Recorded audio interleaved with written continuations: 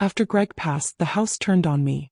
The walls that once held warmth now just echoed, dull and distant, like they were trying to forget we ever laughed here.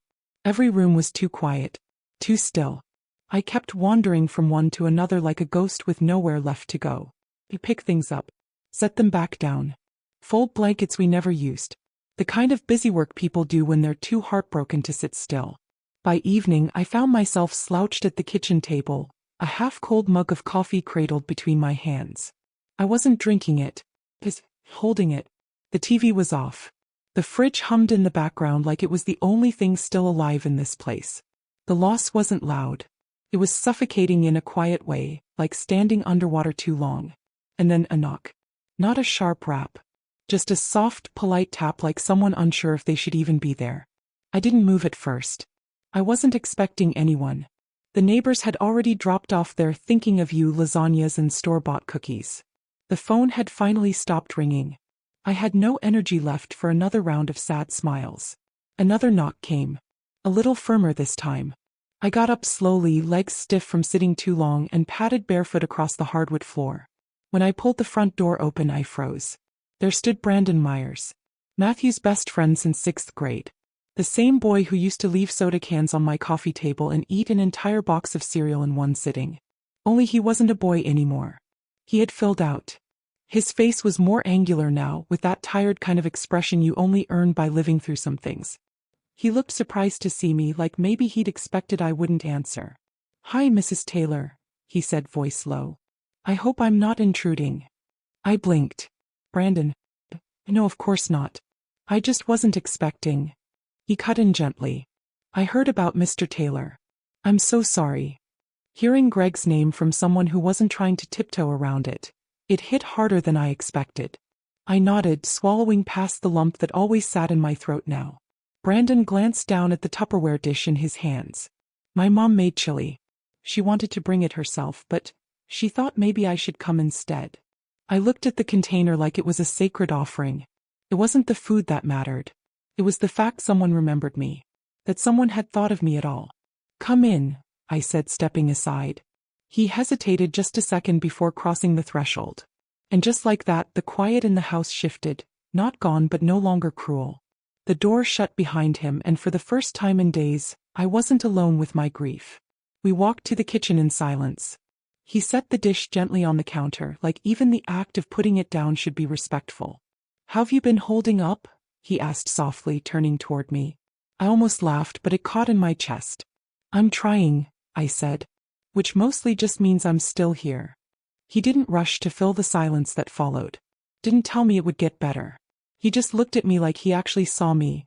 Not the widow, not the poor woman who lost her husband, but me. Then he reached across the counter and rested his hand on mine. The contact was light, cautious. But it grounded me. After days of stiff hugs and shoulder pats, this small, steady gesture nearly undid me. "You want me to hang out for a bit?" he asked, almost like he didn't expect me to say yes. "I can stay. Or go. Whatever you need." I didn't even think. My mouth said it before my brain caught up. "Please. Stay." We settled into the living room like two people trying not to disturb the quiet too much. The same room where Greg and I used to spend our evenings. Him with his crossword, me with my knitting, both pretending we weren't growing old together faster than we planned. Now it felt foreign. Like a museum built for a couple who no longer existed.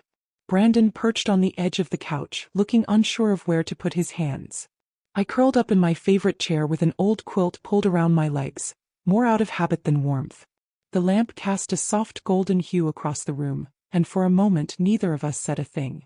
"I didn't know what to expect," Brandon finally said, looking down at his knees. "I almost didn't come." "Why did you?" I asked. He shrugged, his lips twitching into something between a smile and a wince. "Because I couldn't stop thinking about you. About how empty this place must feel now. And about Matt. That name. I hadn't heard my son's name spoken aloud in weeks. Most people danced around it like saying it would hurt more than his absence already did. But not Brandon. He said it with weight. With memory. "You know," I said quietly, "I sometimes imagine I'll hear his laugh from upstairs. Just for a second. Like I'll turn the corner and see him standing there with a bowl of cereal at 2 in the morning. Brandon's smile grew soft. "He always did that. drove me nuts. We both laughed just a little and it cracked something open. The first real laugh I'd had since the funeral. Didn't feel good exactly. It felt human. Matt talked about you all the time, I said. He admired you more than he let on. Brandon leaned back, exhaling hard. He was the brother I didn't get to pick and the one I would have picked anyway. I looked at him then, really looked, and saw more than just the boy my son grew up with. I saw the lines of adulthood on his face. The heaviness in his shoulders. The grief that mirrored mine if just slightly less raw. How are you holding up? I asked, flipping the question he'd asked me earlier. He tilted his head, thoughtful. Some days I'm okay. Most days I pretend I am. I still expect him to text me dumb memes. Still catch myself about to send him something before I remember. He didn't finish the sentence. He didn't have to. I reached over and touched his hand. Not out of pity, out of understanding. The same way he had touched mine. The contact lingered. And neither of us pulled away. Brandon looked at me then, really looked, and something passed between us. Not attraction, not yet. Just connection. Honest and unfiltered. Two people sitting in the same dark, reaching for warmth. Can I ask you something? He said after a moment. Sure. What do you miss the most? About Greg. The question knocked the wind out of me in a gentle, unexpected way. Not because it hurt, though it did, but because no one else had bothered to ask it. Everyone tiptoed around my grief like it might explode. But Brandon leaned into it. I stared down at the quilt on my lap, fingers tracing the worn threads. I miss the silence with him, I said. The way we could sit in the same room for hours and not say a word, and still feel close. I miss how he'd hum while making coffee. The way he'd look at me when I was rambling about nothing and still smile like I was the most interesting thing he'd heard all day. Brandon nodded, his eyes never leaving mine. Not a single word passed between us for a minute, but it wasn't uncomfortable. It was full. I'm sorry, I whispered, surprised at the sudden tightness in my throat. I don't usually talk like this. Maybe you needed to, he replied gently. Maybe I did. I leaned back into the cushions and closed my eyes for a moment. My chest didn't feel quite so hollow. My fingers weren't trembling. For the first time in days I felt like I wasn't drowning. When I opened my eyes again, Brandon was still watching me. You don't have to be alone in this, he said. The words didn't come with fanfare or expectation. They were quiet. Thought. An offer, not a plea. And they landed like a hand outstretched in the dark. I didn't know what this was, or what it could become. But I knew that for the first time since Greg left this earth, someone was reaching toward me instead of backing away. And for now that was enough. The night stretched on, soft and slow, like the world had forgotten to turn. We stayed in that room, neither of us in a hurry to break whatever spell had settled. I don't remember how we moved from small talk to deeper things. Just happened. Like two rivers eventually meeting at the same bend. He told me about his job, how he'd just started working full-time at a local auto shop in Charlotte, how he was learning to manage the front desk when needed, and how sometimes he still felt like a kid pretending to be an adult. I still call my mom when I don't know what to cook, he said with a crooked grin. I chuckled. So do I, and I am the mom. Brandon laughed at that, and the sound warmed the room more than the furnace ever could. He had always had an easy laugh, even when he was a gangly teenager in sneakers too big for his feet. But now the laugh had depth. Life had carved something into him. He wasn't a boy anymore. And the space between us on that couch was shrinking, not physically necessarily but emotionally. Each story exchanged, each silence shared, chipped away at the wall I didn't even know I'd built. At one point I shifted positions and pulled my legs up under the blanket. Brandon followed suit, tucking one leg beneath him, more relaxed now. Felt normal, familiar. Not like company, but like presence. You know, I said, picking at a loose thread on the edge of the quilt. I thought I'd be prepared. For losing him. He was sick a long time. I had time to grieve while he was still here. But it turns out, there's no such thing. Brandon nodded slowly. My grandfather passed last year. I know that's different, but it caught me off guard too. Even after months of knowing it was coming. I glanced sideways at him. You were always good at showing up when people needed you. He shrugged. Matt used to say the same thing. I guess I just never liked seeing people carry things alone. Pause. Then without planning it, I asked, why do you really come tonight? He looked startled at first. Then his eyes softened. Honestly, I kept thinking about you here. In this big quiet house. I knew there'd be people around for a few days after the funeral, but then the silence comes. I finished for him. He nodded. Exactly. There was something in his voice that wasn't pity. It was care. Real, deliberate care. And I didn't realize until that moment how rare that had become in my life. Someone caring without obligation. He looked around the living room and smiled faintly at a photo of Matthew and Greg fishing by the lake. I used to think your family was the kind of picture-perfect stuff they made movies about. I huffed a dry laugh. We were far from perfect. But we were ours. Silence again. But this time it didn't feel empty. It felt like standing on the edge of something unspoken. His hand was on his knee, fingertips tapping. Mine rested atop the quilt. Inch by inch, the air between us seemed to charge with something I couldn't quite name, something heavier than grief but gentler than lust. And when his fingers brushed mine, just barely, it wasn't an accident. I didn't move. He looked at me then, and the question in his eyes wasn't loud or demanding. It was quiet, careful, asking if this moment meant what it felt like. I could have pulled away. Could have broken the tension and redirected the conversation. But I didn't want to. I didn't want to feel numb anymore. I turned my hand over, letting my fingers curl around his, tentative but willing. His thumb grazed the back of my hand slowly, like he couldn't believe I was real. "You okay?" he asked softly. I nodded. "I don't know what I am. But I don't want to be alone tonight." His gaze searched mine again, checking for hesitation. "Do you want me to stay?" he asked. There were 100 ways I could have misread this moment. 1,000 reasons to slam the brakes. He was younger. He was my son's best friend. We were both hurting in different ways. But all I could feel was how warm his hand was. How gently he held mine. How much I needed someone, not to fix me, not to replace Greg, but to see me. To hold the pieces without trying to glue them back together. "Yes," I whispered. "I want you to stay. Not forever. Not for answers. For now." The silence between us didn't feel uncomfortable anymore. It felt sacred. Brandon didn't move right away. Neither did I. We just sat there on opposite sides of the couch, hands still loosely joined, as if separating might make the moment vanish. Eventually he stood. Not abruptly, gently. His hand slipped from mine, but only for a moment. He looked down at me, a question still lingering in his expression. "Do you want to go upstairs?" he asked. His voice was steady. Not rushed. Not tentative. Just calm. Honest. I paused. It would have been so easy to shake my head. To laugh it off. To say it was late and I was tired and he should get home before the roads iced over. But none of that would have been true.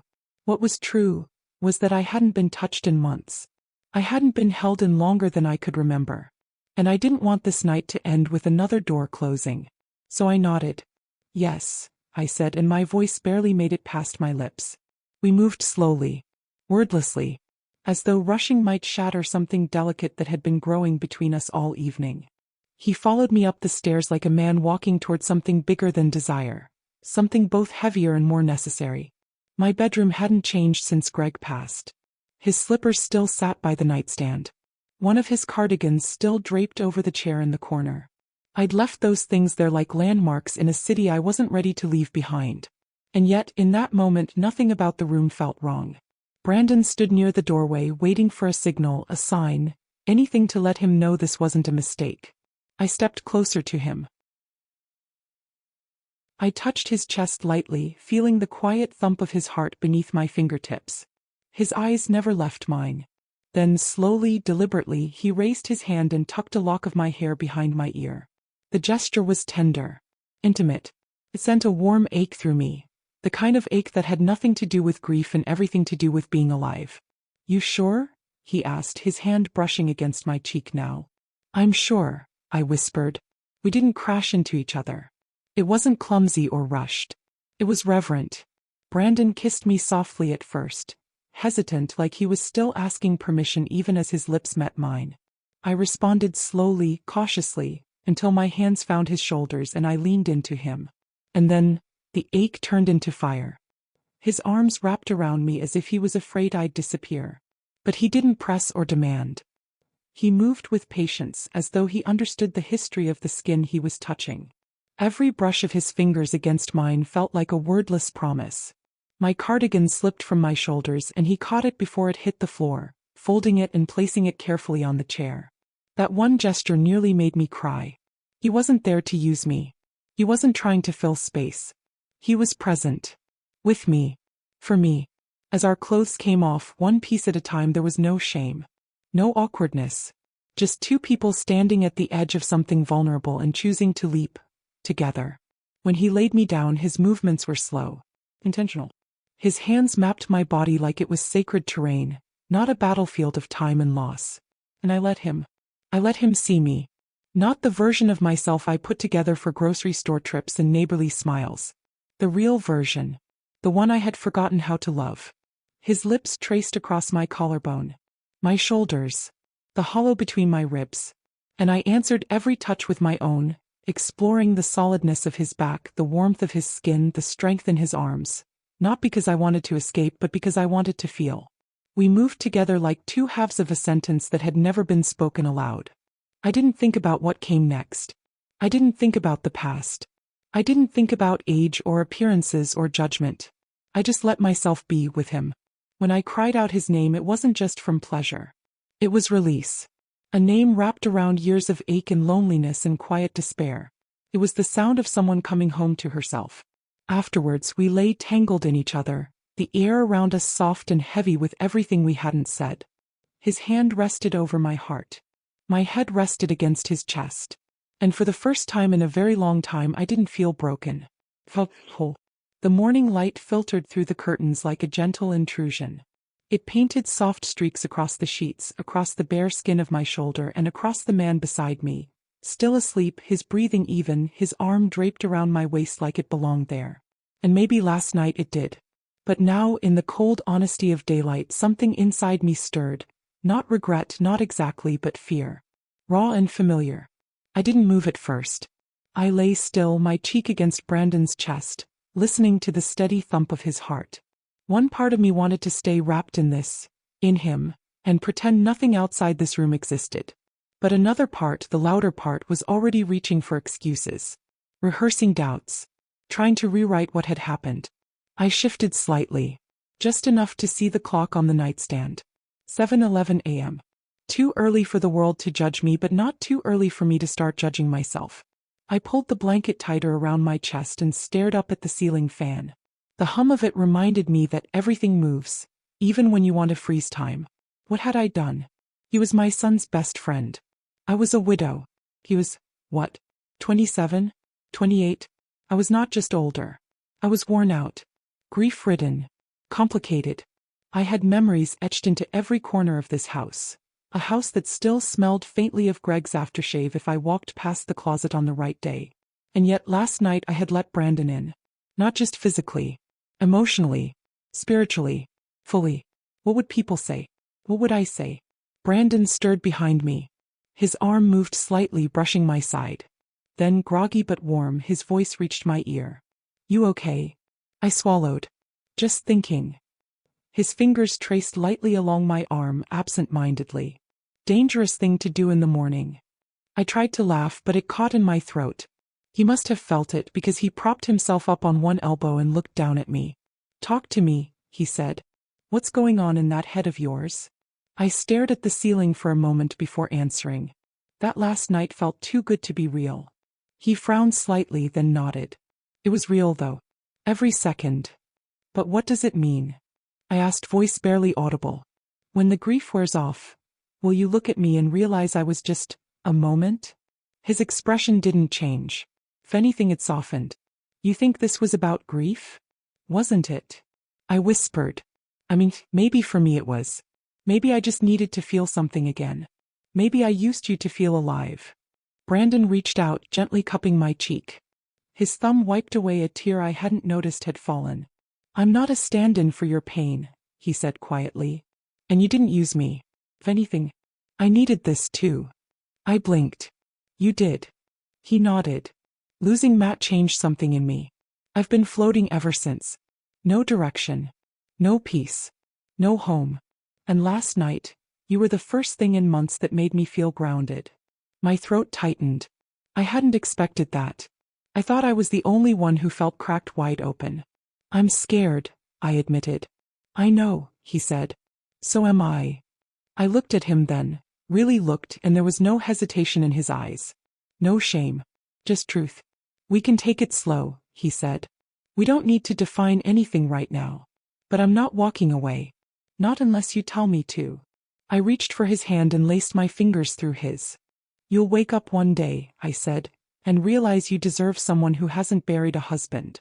Someone who doesn't come with baggage. He shook his head gently. I'll wake up one day and still choose you. My heart twisted at the quiet certainty in his voice. The knock on the front door startled both of us. I sat up, eyes wide. Who the hell would come this early? Brandon stayed in bed, calm. You want me to check? I shook my head, grabbing my robe. No. I've got it. As I padded downstairs, my heart pounded, not because I was ashamed, but because the outside world was no longer theoretical. Someone somewhere was about to see me again, and I had to decide who I was now. I opened the door a crack. A neighbor stood there with a casserole and a tight smile. Just wanted to drop this off. I know mornings can be hard. I nodded.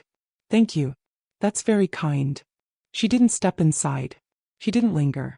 But her eyes flicked over my robe to the second pair of shoes near the staircase. And something shifted in her expression. He knew, or at least she guessed. And for the first time, I didn't feel the need to apologize for it. The casserole sat untouched on the kitchen counter. I hadn't even opened the foil. Maybe I would later. Maybe I wouldn't. I stared at it for a moment, then walked back upstairs with the same thought that had been circling my mind all morning. Something had changed, and I couldn't unchange it. Brandon was sitting on the edge of the bed, still shirtless, bent over to lace up his boots. He glanced up as I entered, his eyes searching mine for something. Maybe fear, maybe doubt, maybe a reason to slip out quietly. But I didn't give him one. Your casserole got some side eye, I said, arms crossed loosely. He smirked. Yeah. You think I've just caused a neighborhood scandal? Probably. Joan Whitaker saw your shoes. Oh no, he gasped playfully. Not Joan. I'll be banished from the bake sale circuit. I laughed. A real one. Sharp and surprised. He stood then, walking slowly toward me but not closing the distance all the way. I can head out, he said. Give you space. I didn't mean to crash land into your life like this. You didn't crash, I said softly. Landed gently. Just in a place that hadn't seen anyone in a while. We stood there, a few feet apart, hearts loud in the quiet morning. I don't know where this is going, I admitted. I don't even know what this is. I haven't planned any of it. I'm still grieving. I still cry brushing my teeth some mornings. Brandon nodded. That's okay. And I'm not trying to replace anyone. I'm not asking you to. And you deserve someone who... He cut in gently. I'm not looking for perfect. I'm looking for real. And last night was the realest thing I've felt in a long time. I exhaled. Long, shaky. You saved me from something dark, I said. He shook his head. You saved me. I was just some kid who lost his best friend and didn't know where to put the ache. But then I came here and you didn't treat me like a kid. You let me be more than what I was. He took a step forward, then another. I don't need labels, he said. I don't need answers. I just want to keep showing up, if you'll let me. I looked at him. Not as Matt's best friend. Not as the boy who used to fall asleep on my couch after too much pizza. But as the man who had sat in my grief without flinching. Who held my heart without asking it to stop aching. Who gave without asking for anything in return. Hey, I said. We'll figure it out. Together. He stepped forward, wrapped his arms around me, and for the first time in weeks, maybe months, I let myself lean in fully. Not as a widow. Not as a broken woman desperate for warmth. But as someone willing to believe in the possibility of again. The days that followed weren't magical. They were messy. Awkward. Full of stops and starts. There were moments when I pulled away, afraid of what people might think.